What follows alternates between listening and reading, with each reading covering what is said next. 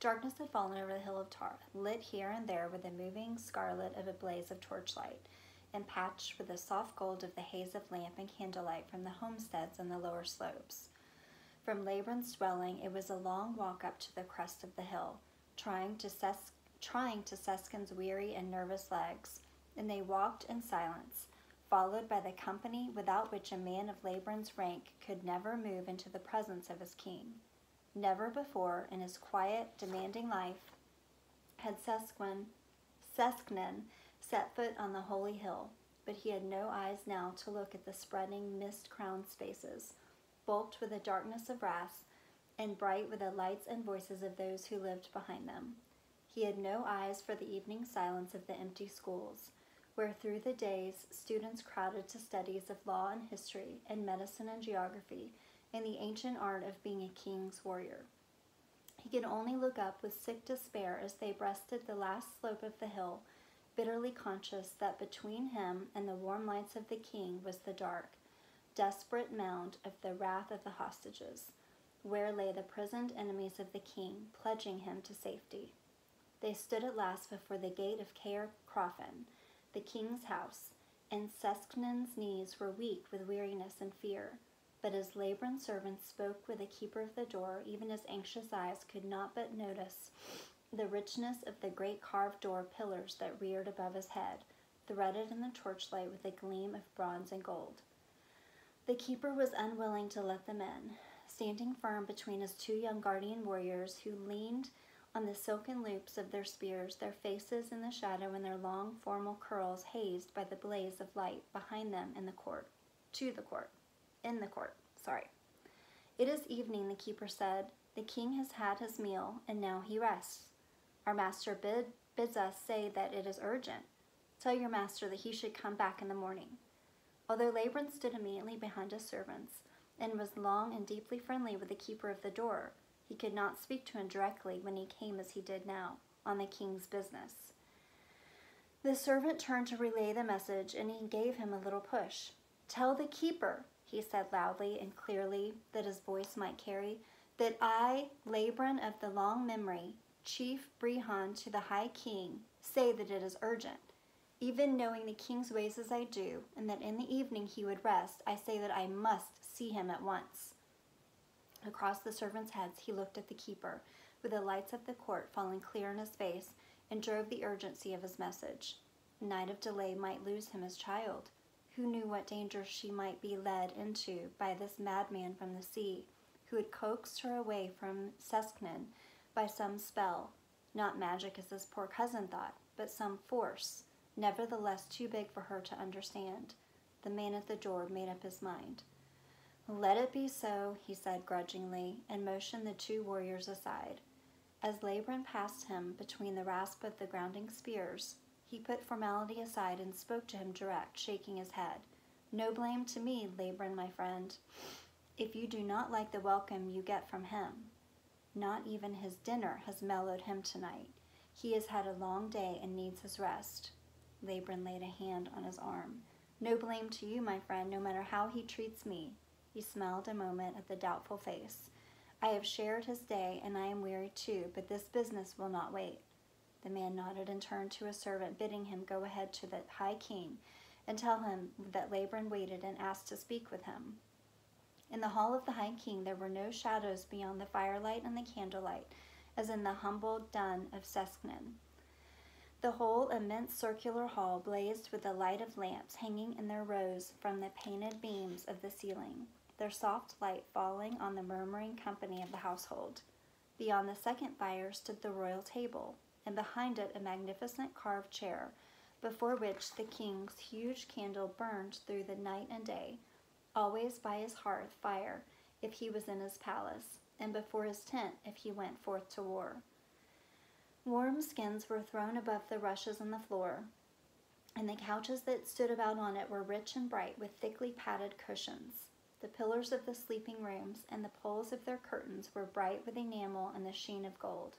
For a moment, Sesknen almost forgot his anxiety and distress, staring around him, astonished at the light and brilliance and the cheerful hum of conversation from the household, dressed in all the gay mixed colors of their high nobility. But the high-backed chair behind the fire was empty, and as they made their way up the hall, it was clear that even the nobles closest to the king were all at ease, relaxed above their chessboards with ale cups at their sides, and the 5 guardian warriors who walked always at Leary's side were playing with tossing stones for wagers on the floor. "He is retired to his Grianan." A man looked up as Labran passed. His long dark curls fell sleek down the checkered silk of his shirt, and the fingers on his chessmen were heavy with gold rings. "He wants none of us tonight, only Fergus and their perpetual war." He turned back to his board with a sharp, good-natured curse as his opponent took his queen, and Labran passed on up the room. Then in a few moments he turned to Suskman. "We can go no further," he said, "unless the king invites us." "But where is he?" Suskman ventured. The servant who had preceded them appeared again, as if from nowhere. "The High King Leary will receive you," he said, bowing before Labran, but his face suggested they would be wiser not to accept the invitation. Suskman was bewildered and nervous that everyone seemed to walk in terror of this king. "Come, cousin," said Labran, and with difficulty he stiffened his knees to dignity and followed him up the wooden ladder to the Grianan. It was not as bad as all the warnings had led them to believe. Leary stared at them with expressionless eyes across the enameled beauty of his chessmen and turned away from Fergus the chess player, who, on the other side of the table, spent his whole life concocting moves to try and challenge the skill and cunning of his clever king. He listened in silence and stillness to the story told to him by Labran, only his blue, penetrating gaze moving from him to consider the unhappy face of Suskman, and then back again to listen to what he said. The judge stopped at last, having come to an end of all he had to say, but still the High King did not speak, continuing to look at him steadily with deep, thoughtful eyes. But Labran knew him well and was not perturbed. He knew Leary to be thinking of all aspects of what he had heard before he would begin to speak on it, as was always his custom. Across the ivory board in the silence, the brooding eyes of Fergus looked sadly at his chessmen and the point of peril to which he had brought his king, and he buried his thin hands in his sleeves and sighed bitterly to think that the game might have no end. "There was a prophecy," Leary said then sharply, and sat up on the edge of his couch, his bare feet dangling and his ringed hands on his knees. "There was a prophecy. I have no memory of it in words, but the Druids knew that this man would come. There was a prophecy." Before him in the soft light, Suskman looked in bewilderment at Labran, who looked back at him and raised his eyebrows with an imperceptible shrug. Suskman had waited through these last hours for the thunder of anger that must hit him for the personal insult to a member of the king's household, and the rage that, in spite of Labran's protection, could have meant his death before they even found if the girl was safe. Instead, the High King had barely glanced at him, all his absorption with the man Patrick. Now Labran nudged his cousin openly. "The prophecy," he hissed. Suskman stilled his trembling hands by clasping them together in a gesture of respect. "If my king will permit me to speak." His dry throat brought him to a halt, and the sharp blue eyes shot him one single glance. "I did not forbid you." "No," he licked his lips. "My king, I know the prophecy." The eyes waited. "Adze head has come," he began almost in a whisper, but as he spoke he began to remember the strange, fulfilling quality of the spring dusk in which the man Patrick had landed on the strand of the shallows, and the steadfast, quiet strength of the man himself, and the words he spoke to fill the darkening hall of his quiet den. His conviction strengthened his own voice, and by the time he reached the end of the prophecy and cried, "Amen, amen," his words rang with strength through the king's room, so that Fergus the chess player raised his head and stared at him in astonishment, stirred for one startled moment from his small private world of queens and pawns and checkered squares. And in the bright, crowded hall below them, heads were raised all around the tables, and amazed faces stared up at the wide window of the king. "Send me my Druids!" Leary lifted his feet and snapped his fingers for his sandals, and from a corner of the small room a servant fled to his bidding. He did not cast another glance at Suskman, who stood in the silence that followed his brave, uplifted words waiting to know again if he was to hear of his own death.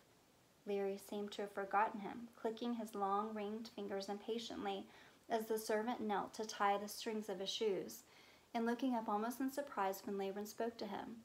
"Leary, my cousin," he said. He ventured the more familiar address, as there had been no explosions from the high-tempered king.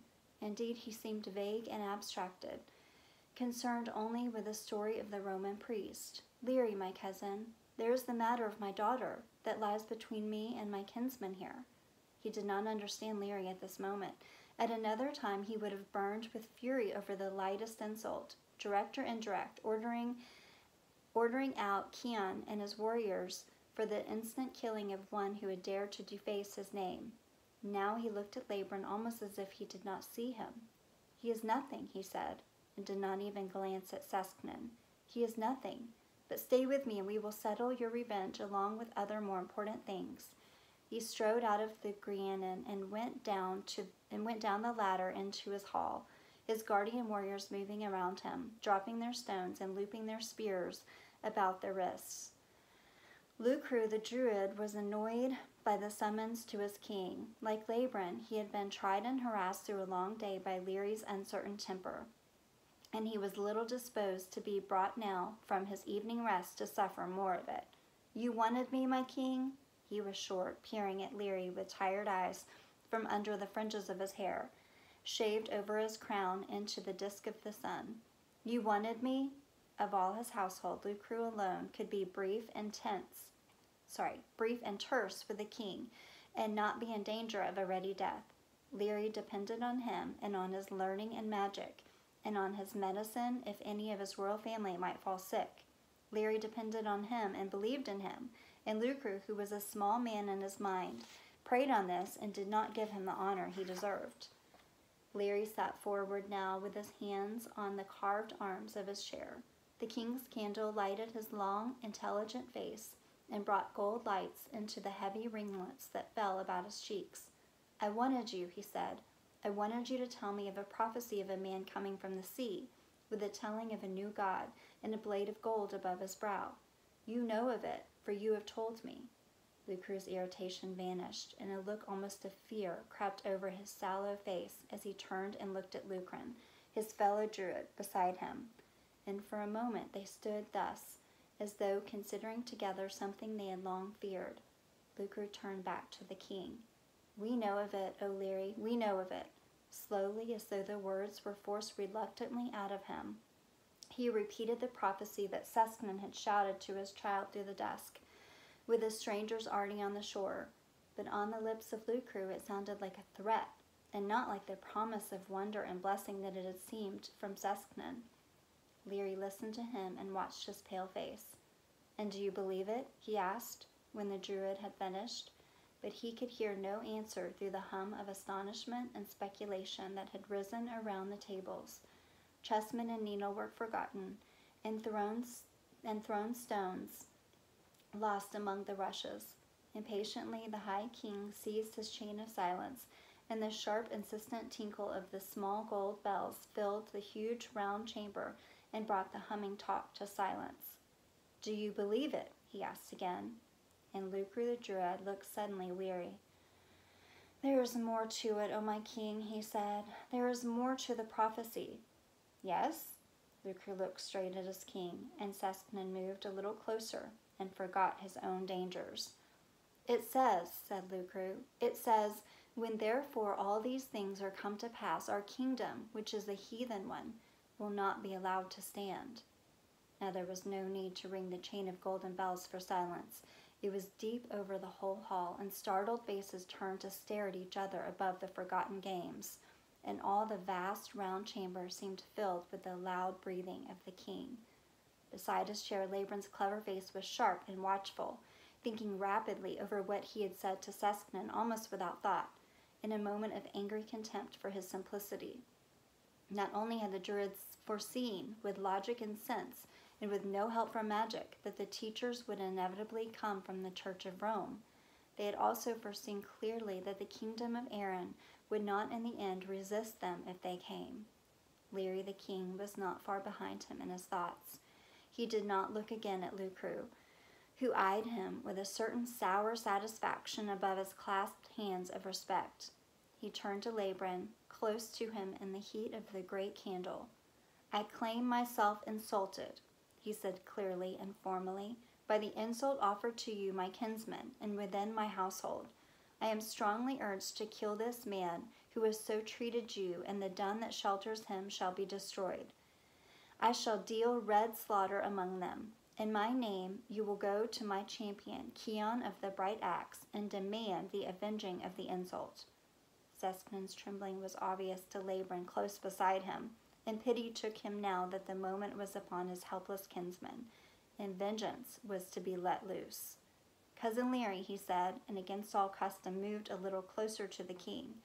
"Cousin, what of our kinsman here, yours and mine, who has no true deep guilt in this?" Leary looked at him from under the heavy shelter of his brows, and none could see the expression of his hooded eyes. His voice was dry.